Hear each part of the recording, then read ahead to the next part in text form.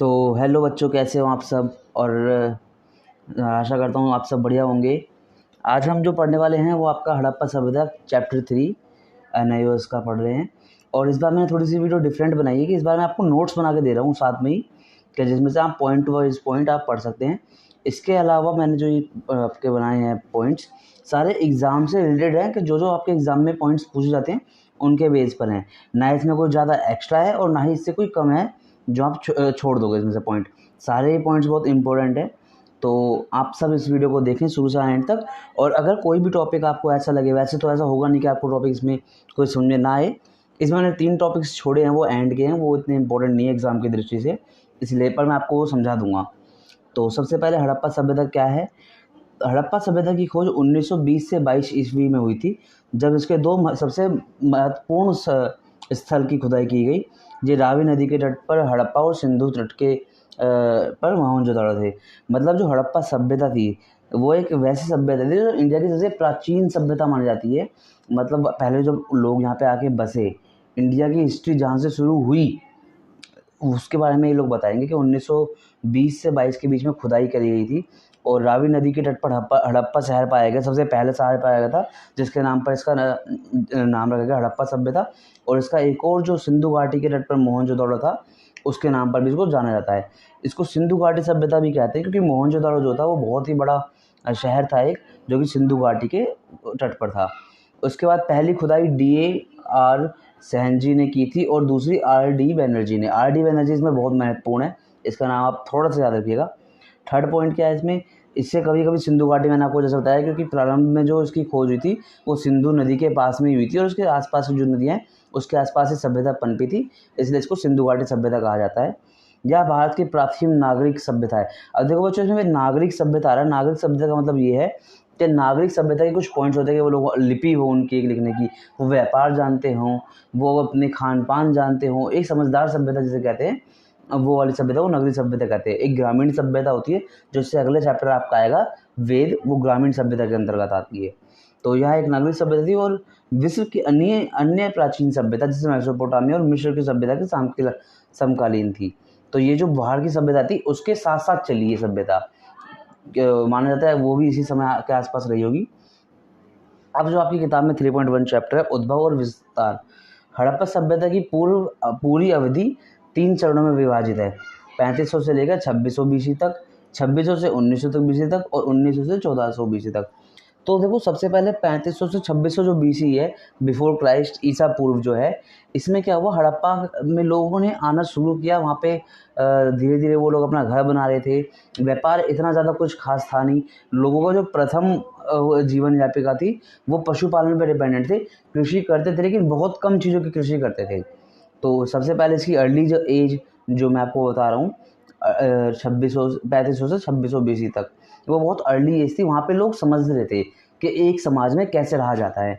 उसके बाद 2600 BC से 1900 BC तक ये इसका स्वर्ण काल रहा। मतलब इसमें हड़प्पा सभ्यता पूरी अच्छी तरह पनपी। व्यापार किया इन्होंने, अंतर्राष्ट्रीय व्यापार करा, अपना आंतरिक व्यापार करा, अलग अलग चीज़ें इन्होंने, खेती में नई नई चीज़ें उपाय करे, धार्मिक कर्मकांडों में इन लोग सब मिलित रहे, मूर्ति पूजा करने लगे और विशाल स्नान गृह बनाया। उसके बारे में मैं अभी अब पढ़ेंगे। उसके बाद जो थर्ड है 1900 से 1400 BC तक, इसमें क्या हुआ, इनका पतन शुरू हो गया। अब पतन के कई कारण हैं, वो आगे पॉइंट में आपको बताऊंगा, लेकिन 1900 से 1400 BC तक इसके बारे में पता चलता है कि ये इसके पतन का कारण हो जाएगा, कि इसमें किस तरह से ख़त्म हुई है सभ्यता।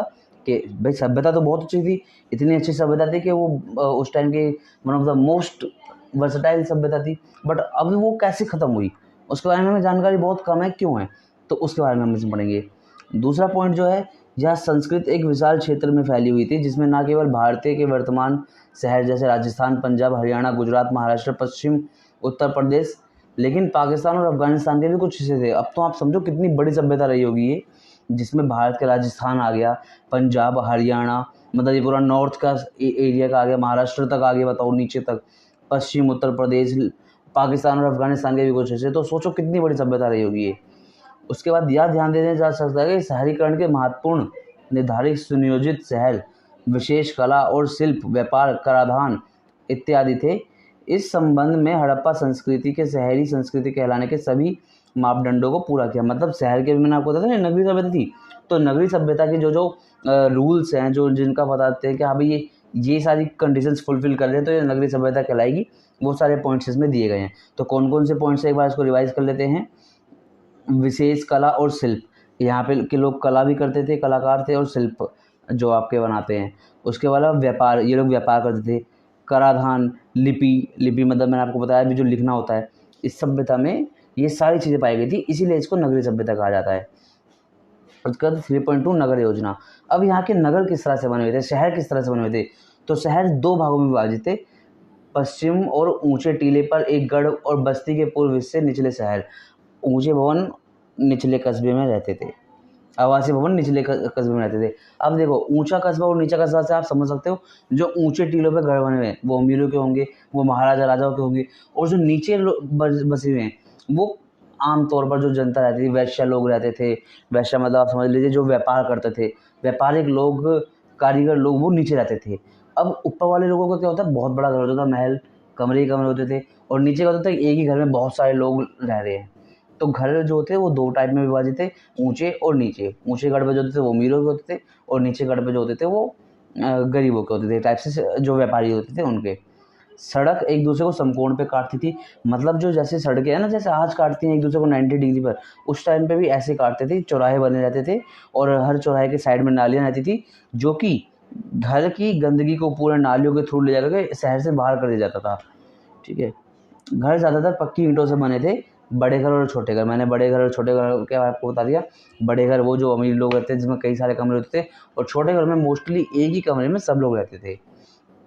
हड़प्पावासियों की जल निकासी व्यवस्था बहुत विस्तृत और सुव्यवस्थित थी। जल निकासी मतलब जो नालियाँ होती है वहाँ की, वो इस ढंग से बनाई गई थी कि सारी नालियाँ एक दूसरे को समकोण पे काटती थी, मैंने आपको बताया घर के साथ साथ चलती थी, और सारा जो गंदा पानी था वो ले जा करके शहर से बाहर छोड़ देती थी अपने। दूसरी चीज़, इनकी नालियों को ढक कर रखा जाता था सिल्लियों से, ताकि कभी सफाई करने की जरूरत पड़ती थी तो उसको सिल्ली को हटा के सफाई करते थे। इससे हम समझ सकते हैं कि वो लोग साफ़ सफाई का भी पूरा ध्यान रखते थे। हड़प्पा नगरों के कुछ महत्वपूर्ण ढांचे और अवशेष। अब बच्चों देखो, मैं जो आपको पढ़ा रहा हूँ ये सारा इंपॉर्टेंट एग्जाम में सारा आएगा, ये इनमें से ही हमेशा क्वेश्चन बनते हैं। तो मोहनजोदड़ो का एक विशाल स्नान गृह, मैंने आपको इधर फोटो लगा के दिखा दिए। विशाल स्नान गृह क्या था ये, जैसे आपने मूवी देखी हुई मोहनजोदड़ो, तो उसमें भी है ये। एक बहुत बड़ा बाथटब था, जैसे स्विमिंग पूल कह सकते हो, दोनों साइड में सीढ़ियाँ थी जहाँ से नीचे जाते थे। इसका प्रयोग ज़्यादातर देवी पूजा के लिए करते थे, क्योंकि ये लोग जो थे ना वो देवी देवताओं को बहुत मानते थे, और मोस्टली फीमेल, मतलब आप समझ रहे, फीमेल देवी देवताओं को बहुत ज़्यादा मानते थे। इस विशाल स्नान गृह के चारों ओर बहुत सारे कमरे थे, जिनको हो सकता है कि या तो कपड़े चेंज करने के लिए बना दिया जाता हो, या वहाँ पे जो साफ़ सफाई करेगा उसके लिए रखा जाता हो, या फिर वहाँ पर धान और गेहूँ रखा जाते थे ताकि ज़रूरत पड़ने पर हम वहाँ से ले सके।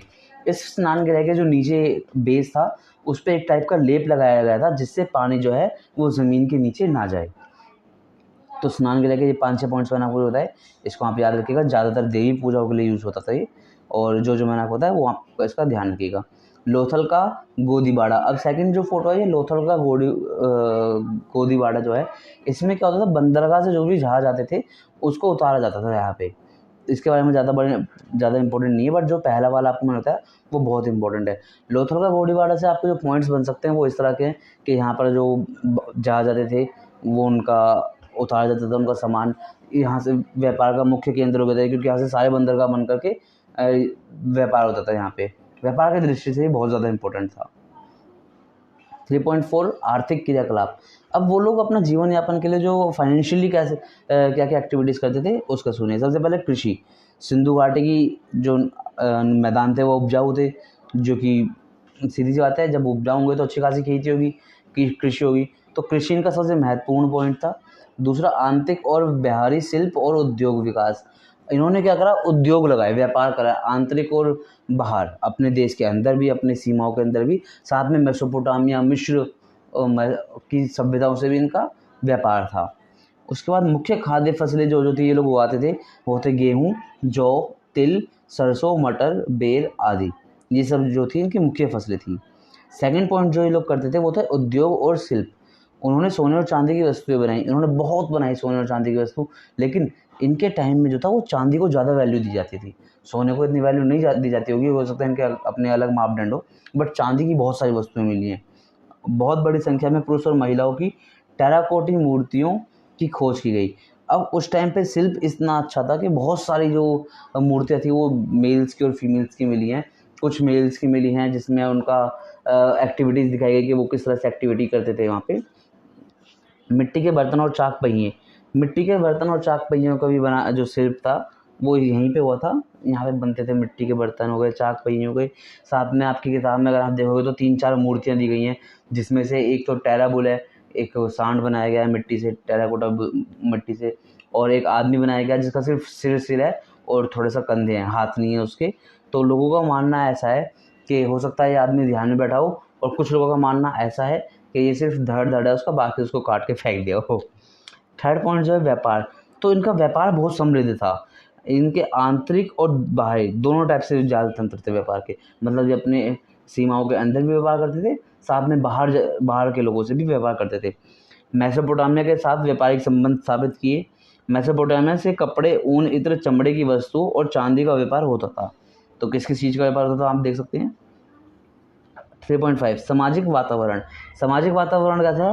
मातृसत्तात्मक समाज। मातृसत्तात्मक समाज का मतलब क्या होता है कि ये जो थे वो मदर्स को ज़्यादा मानते थे, महिलाओं को ज़्यादा मानते थे, इसलिए ये लोग देवी पूजा भी बहुत ज़्यादा करते थे। मतलब कि पुरुषों से ज़्यादा यहाँ पे इम्पोर्टेंस फीमेल्स की थी। मैं ऐसा नहीं कह रहा, बट ये लोग देवी माता में बहुत बिलीव करते थे। सेकंड पॉइंट जो है वो बड़े घर और छोटे घर, जो मैंने आपको बताया शुरुआत में कि 2 टाइप के घर होते थे, बड़े घर और छोटे घर। बड़े घर अमीरों के होते थे और छोटे घर जो गरीबों के होते थे। पुरुष और महिला दोनों सवरने संवरने का शौक रखते थे। कई जगहों पे हमें ऐसा मिला है कि पुरुष के भी हमें नेकलेस और हाथ के कड़े वड़े मिले हैं, और महिलाओं के बहुत सारे सामान मिले हैं जो साजने संवरने में बने जाते थे। मन के यूज़ होते थे, मतलब मोतियाँ यूज़ होते थे उनके नेकलेसेस में। सोने चांदी एवं मिट्टी के गहने, सोने चांदी और मिट्टी के गहने से आप क्या समझोगे? सोने चांदी के कौन पहनते होंगे? जो अमीर वर्ग है। और मिट्टी के गहने कौन पहनते होंगे? जो गरीब घर हैं वो अपना मिट्टी के गहने बना के पहनने लगे थे। 3.6 धार्मिक विश्वास और प्रथाएं। अब उस साइड की धार्मिक विशेषताएं कैसी थी? क्या क्या वो लोग धार्मिक विश्वास रखते थे और प्रथाएं रखते थे? तो पेड़ों और पत्थरों के उपासक, इसका मतलब क्या है कि वो पेड़ों को बहुत मानते थे, पेड़ों की पूजा करते थे, और पत्थरों की पूजा क्यों करते थे? इसका मतलब आप समझ लीजिए कि जब ये सभ्यता बनती उससे पहले पाषाण युग था, पत्थरों का काल, जिसमें उन्होंने पत्थरों से ही सब चीज़ें करी, पशुपालन करा, खेती शुरू करी। पत्थर का पहले से ही बहुत इंपॉर्टेंट रोल रहा है हमारी हिस्ट्री में। सेकंड क्या है? असंख्य पक्की मिट्टी की मूर्तियाँ, बहुत सारी मूर्तियाँ बनी गई है, जिससे ये बताते हैं कि ये लोग बहुत ज़्यादा देवी देवताओं में मानते थे और उनकी काफ़ी मूर्तियाँ थी।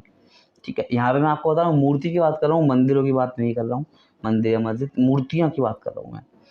पुरुष देवता पशुपति, अब ऐसा नहीं है कि सिर्फ महिलाओं को ही देवता मानते थे। इसमें एक पशुपति का नाम लिया गया है, जो कि एक पुरुष देवता के तौर पर दिखाया गया है, जिसके आसपास बहुत सारे पशुओं ने उसको घेर के रखा हुआ है, जिसमें बाघ, चीता, मोर वोर है, और वो बीच में एकदम ऐसे चौड़ा होकर बैठा हुआ है, जैसे मानो वो पूरा उनका राजा हो। तो पशुपति को पुरुषों को वो जानवरों को देवता माना जाता था। शवों के साथ कब्र में बर्तन, चूड़ी, मोती, तांबे के दर्पण मिलना।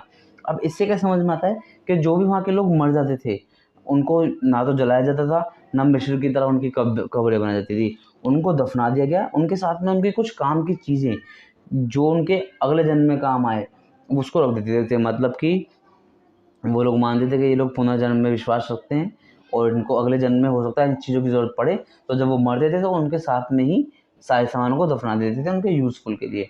कुछ कुछ कब्रों में फीमेल और मेल दोनों को एक साथ भी दफनाया दिखाया गया है। और पुनर्जन्म में विश्वास जो मैंने आपको बताया। लिपि, अब यहाँ की लिपि जो थी वो बहुत ज़्यादा वर्ड्स थे उसमें यार, बहुत ज़्यादा, आज तक भी उसे कोई नहीं पढ़ पाया। तो हड़प्पावासी साक्षर लोग थे, मतलब पढ़े लिखे लोग थे भाई। नगरीय सभ्यता लिपि है तो सीधी सी बात है पढ़े लिखे होंगे ही। हड़प्पा लिपि में लगभग 400 संकेत है, और यह दाएं से बाएं ओर लिखी जाती है। मतलब समझ रहे हो किस तरह से लिखी, दाएं से बाएं ओर लिखी जाती है, और इसमें लगभग 400 संकेत हैं। 400 संकेत मतलब 400 वर्ड्स कह सकते हैं आप, लेटर्स। वे अपने भावों को सीधा व्यक्त करने के लिए किसी भावचित्र यानी चित्रक चिन्ह का अक्षर का प्रयोग करते थे। मतलब उनके मन में जो भी आता था ना, उसको वो लोग सीधा एक चित्र के थ्रू बना करके सामने वाले को व्यक्त कर देते, कि भाई देखो ये चीज़ मैं चाह रहा हूँ आपको बताना। जैसे मान लो उसे शेर बनाना है कि मैंने शेर को देखा, तो उसका कोई चित्र होता होगा उनकी लैंग्वेज में, उसको बनाया और दूसरे बंदा उसको समझ के अच्छा इसने ये कहा है। वो लिपि हम नहीं पढ़ पाते थे, लेकिन उनकी वो लिपि थी और वो पढ़ पाते थे। 3.8 हड़प्पा सभ्यता का पतन। अब इतनी फली फूली सभ्यता, इतनी अच्छी सुव्यवस्था, धार्मिक लोग थे, व्यापारिक लोग थे, कृषि करते थे लोग, अब व्यापार दोनों था, अंतर भी और बाहर भी, राजा होते थे, अमीर गरीब वर्ग सब होते थे, इतनी अच्छी न्यायिक प्रणाली थी, तो उसके बावजूद उसके पतन का क्या कारण हो सकता है? तो देखो, इस चरण की मुख्य विशेषता जैसे नगर योजना, कला, लेखन, वजन और माप में एकरूपता, मिट्टी के बर्तनों के डिज़ाइन एकरूपता आदि धीरे धीरे लोप होने लगी। इसका मतलब क्या हुआ कि समय के साथ साथ ये जो चीज़ें बताई ये धीरे धीरे कम होने लगी। जो खुदाई में पता चला है कि ये 1900 ईस्वी के बाद कम होने लगी, कम प्राप्त होने लगी। इसका मतलब क्या हुआ, जब कम प्राप्त हो रहा है तो वहाँ पे लोग वहाँ से जा रहे हैं। अब जब वहाँ से जा रहे हैं तो उसका मतलब उसका पतन हो रहा है। ठीक है। सेकंड पॉइंट, विद्वानों का इस संबंध में अनेक सिद्धांत प्रस्तुत किए हैं। 3 टाइप के प्रस्तुत इसमें सिद्धांत है जो मैं आपको बताता हूँ। एक, वहाँ पे कोई प्राकृतिक आपदा हो गई जैसे कि बाढ़ या भूकंप, जिसके कारण वो सारी सभ्यता मर चुकी होगी। सेकंड, घर घर नहारक नदी के सूखने के कारण। अब आपको पता है कि सिंधु घाटी के नदी के आसपास ही लोग रहते थे, तो हो सकता है कि या तो कोई नदी सूख गई हो या उसका बहाव चेंज हो गया हो, जिस वजह से इस सभ्यता के लोग जो ने स्थानांतरण कर लिया हो, अपना कहीं और जाकर रह रहे हों। और तीसरा माना जाता है आर्यों का आक्रमण, कि हो सकता है आर्यों के आक्रमण की वजह से ये इधर उधर भाग गए हों और अपने इनके बारे में वहीं से सबूत मिट गए। आर्यों के बारे में हम लोग अगले चैप्टर में पढ़ेंगे कि आर्य कौन थे और क्या थे। तो इस चैप्टर में फ़िलहाल इतना ही। इसके अलावा आपके इस चैप्टर में 3-4 पॉइंट्स हुए हैं जो कि गैर हड़प्पा सभ्यता थी। उस टाइम पे जो और भी कहीं-कहीं लोग पनप रहे थे, अपनी सभ्यता को नाम दे रहे थे, उसके बारे में पढ़ेंगे। लेकिन वो इतना इम्पोर्टेंट नहीं है, क्योंकि उनके बारे में कोई भी अगर आपके पास पॉइंट आता है तो उस पे यही आएगा कि गैर हड़प्पा सभ्यता की क्या विशेषताएँ थी। तो जो-जो इनकी विशेषताएँ थी, जैसी-जैसी ये थी, एज़ इट इज़ आप उसमें कुछ ना कुछ मिला के लिख सकते हो। कुछ भी गलत नहीं होगा, क्योंकि वो लोग भी इसी टाइप के लोग रहे थे। उनकी भी ऐसी लिपि थी जो आज तक पढ़ी नहीं गई है। वो लोग भी धार्मिक विश्वास रखते थे और अलग-अलग चीज़ें इसी टाइप की रही होगी उस टाइम पे। तो इसलिए मैंने उसको बनाना ज़रूरी नहीं समझा, क्योंकि इसी में आपके ज़्यादातर पॉइंट्स इसी चैप्टर से आते हैं। ठीक है? तो अभी के लिए बाय-बाय। अगर आपको कोई पॉइंट समझ में ना आया हो तो आप मुझे कमेंट्स कर सकते हैं और शेयर ज़रूर करें अपने दोस्तों के साथ। तो टाटा, बाय-बाय।